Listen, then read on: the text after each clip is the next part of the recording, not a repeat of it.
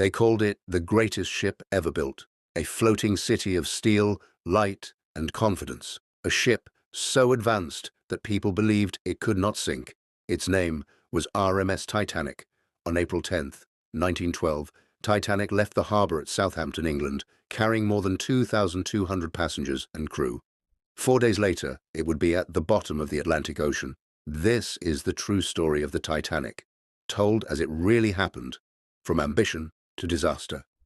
At the start of the 20th century, transatlantic travel was a fierce competition. Shipping companies raced not only for speed, but for luxury and prestige. The White Star Line wanted dominance. Their answer was the Olympic-class liners, Olympic, Titanic, and Britannic. Titanic was not built to be the fastest ship. It was built to be the largest, safest, and most luxurious ship ever constructed. Construction began in 1909 in Belfast, Ireland. More than 15,000 workers labored for over 2 years. When finished, Titanic weighed over 46,000 tons and stretched 882 feet long. It had 16 watertight compartments, electrically operated doors, advanced wireless radio systems, and interiors that rivaled the finest hotels on land. Newspapers began calling it practically unsinkable. That belief would later cost lives. Titanic was not just a ship. It was a reflection of society. First-class passengers were among the wealthiest people in the world, enjoying private suites, fine dining, and luxurious facilities. Second class was comfortable and modern. Deep below deck were third-class passengers, immigrants and families hoping for a better life in America. Though not imprisoned, they were separated by layout and regulations. None of them knew this journey would become history's most infamous disaster. Titanic departed Southampton on April 10th, stopping in Cherbourg, France, and Queenstown in Ireland. By April 11th, it entered the open Atlantic.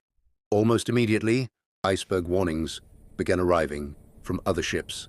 The messages were received, but they were not treated as urgent. Ice was common in the North Atlantic, the weather was clear, and confidence in the ship was high. Titanic continued at nearly full speed, about 22 knots. On April 14th, the temperature dropped sharply. The sea was unusually calm, flat like glass. Normally, waves breaking against icebergs make them easier to see. That night, there were no waves. At 11:40 p.m., lookout Frederick Fleet spotted a dark shape ahead. He rang the bells 3 times and shouted, "Iceberg, right ahead!" First Officer William Murdoch ordered the ship hard to starboard and engines reversed. It was too late. The iceberg scraped along the starboard side, tearing open the hull below the waterline. Passengers barely felt the impact, but beneath the surface, 6 watertight compartments flooded. Titanic could only survive 4 compartments. The ship was doomed. Ship designer Thomas Andrews inspected the damage and calculated the outcome. He informed Captain Edward Smith that Titanic would sink. "Captain, the ship will sink. We must face it." It was not a guess. It was a mathematical certainty. The ship had about 2 hours left. Lifeboats were ordered, uncovered. Many passengers still refused to believe the ship was in danger. Some laughed. Others stayed inside to keep warm. Titanic carried only 20 lifeboats, enough for just over half the people on board.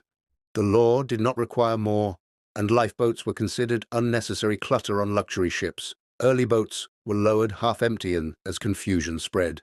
Women and children first was enforced, but inconsistently. Some men were allowed, others were turned away. Language barriers and layout confusion delayed many third-class passengers.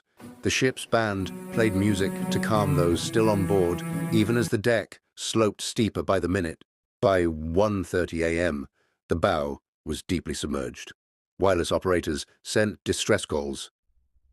CQD and SOS. The nearest ship, Californian, never responded. Its radio operator had gone to bed.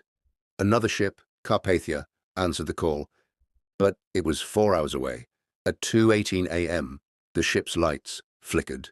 Titanic broke apart between the third and fourth funnels. At 2:20 a.m., the stern disappeared. beneath the Atlantic Ocean. The water temperature was -2 degrees Celsius. Most people in the water died within 15 minutes from hypothermia. Lifeboats returned too late. Only 705 people survived. More than 1,500 lost their lives. When Carpathia arrived at dawn, survivors were pulled aboard, frozen, exhausted, and traumatized. The world was stunned. Investigations followed, and maritime laws changed forever. Lifeboats for all, continuous radio watch, international ice patrols. Titanic did not sink because of an iceberg alone.